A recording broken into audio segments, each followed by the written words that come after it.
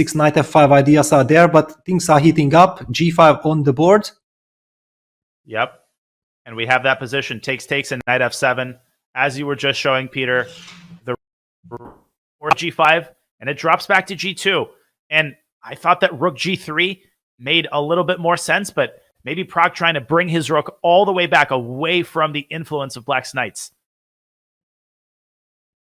Yeah, rook g3 looked a bit more natural, but okay, if you are in blitz mode, rook e6 played by Magnus as well, making sure that the d6 square is beautifully protected by the knight on f7, rook on e6. The rook also protects the pawn on g6, and eventually setting up this very nice little rook f6. We have already seen the move queen f6, which had such a big impact on the game. I do believe that rook f6, also combined with some knight f8 defending the g6 pawn, is a wonderful rerouting for Black. The initiative has changed hands several times in this endgame, but that doesn't mean it can't change hands again. Pragg now down to 2.5 minutes.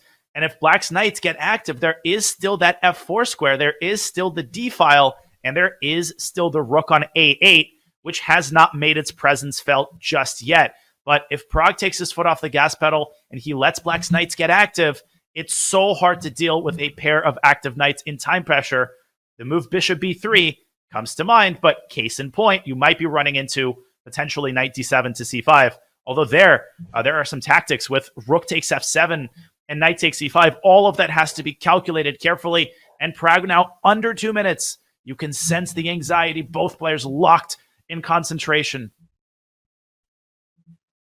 Yeah, very critical moment.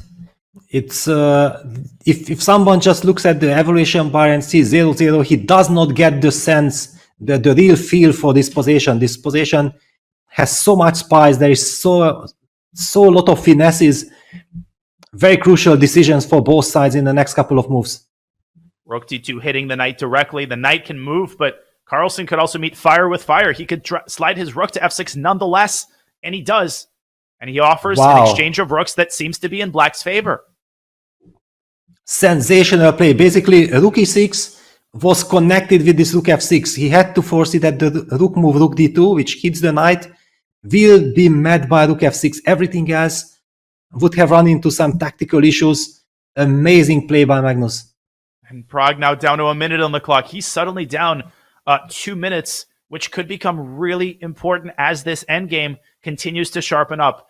White has several ways to keep the rooks on the board. He can double on the d file. He can play rook f to d1, but then you have to reckon with the Black Knight getting super active on c5, and White's king is not entirely safe. The rook from a8 could later on, it could slide to the h file and start exerting pressure on h2.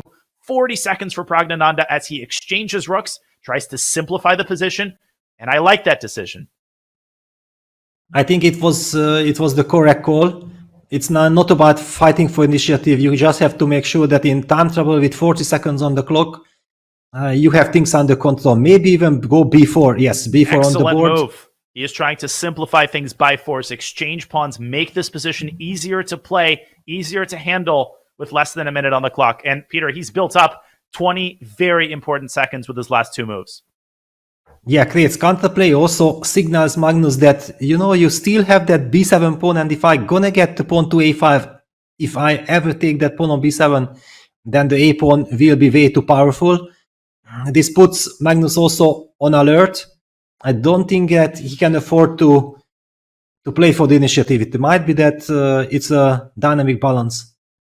And if he plays the move b5 himself, he runs into knight to b6 followed by a5.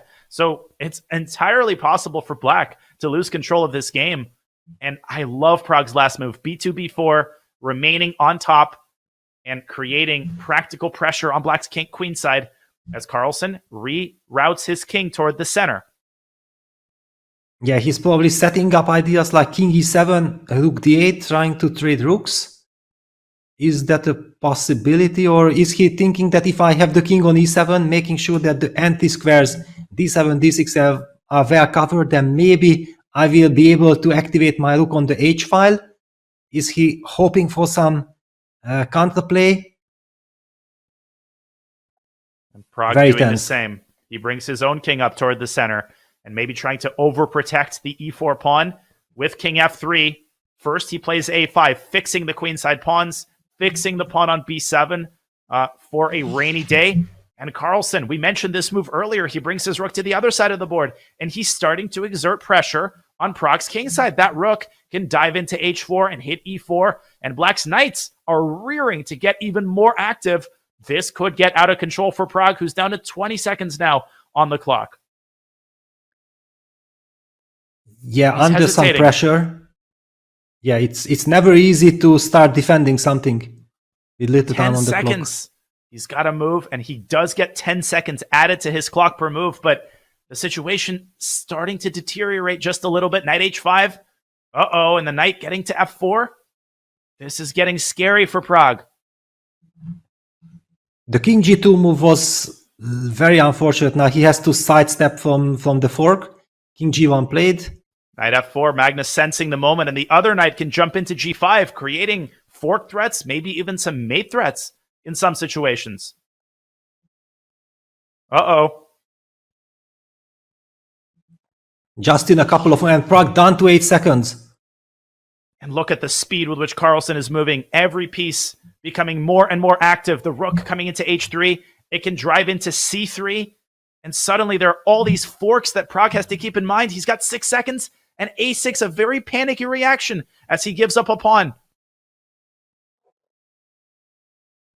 Yeah, it is a panicky reaction because knight a5 can be met by rook c3. Also, bishop a4 can be met by rook c3, knight g5. All this combination of forces seem too much to handle. Knight g5 might be crushing because if white takes on e5, Black's king just moves up to e6, forces the knight out of e5, and then knight f3 will fork the rook and the king. And Magnus doesn't see it. He plays rook c3, but knight g5 now is even stronger. And he plays it. And this is almost over. This is over, yes, because knight takes c6 can be met by rook takes c6, bishop c6, knight f3 fork. Pragg in a lot of trouble. Knight f3, the knights are running amok. White's counterplay on the queen side has not amounted to anything. And Carlsen has left himself with 3 whole minutes on the clock to figure out the last couple of touches here. Black is completely winning here, but Pragg will continue to fight until the last drop of blood. He tries to get the rooks off the board, but Carlsen can play rook a3, and there's got to be some sort of a checkmating mechanism here. Knight h3 and rook a3 wins the game. It wins a piece. Exactly. And Magnus pauses because he knows exactly that, yes, this is it. Let me just be precise. And yes, on the board, knight g5 to h3 check. No matter where white is going, king f1 or king h1 will have the same problem that rook a3 will follow with a double attack on the bishop and rook a1 checkmate. The knights, just monster knights. And it took Carlsen so much time and so much finesse to get those knights to where they are. It took a lot of turnarounds and the initiative changed hands.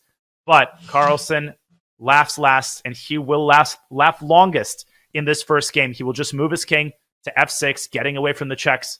And the threat of rook a1 checkmate and rook takes a4 forces Praggnanandhaa to resign the first game.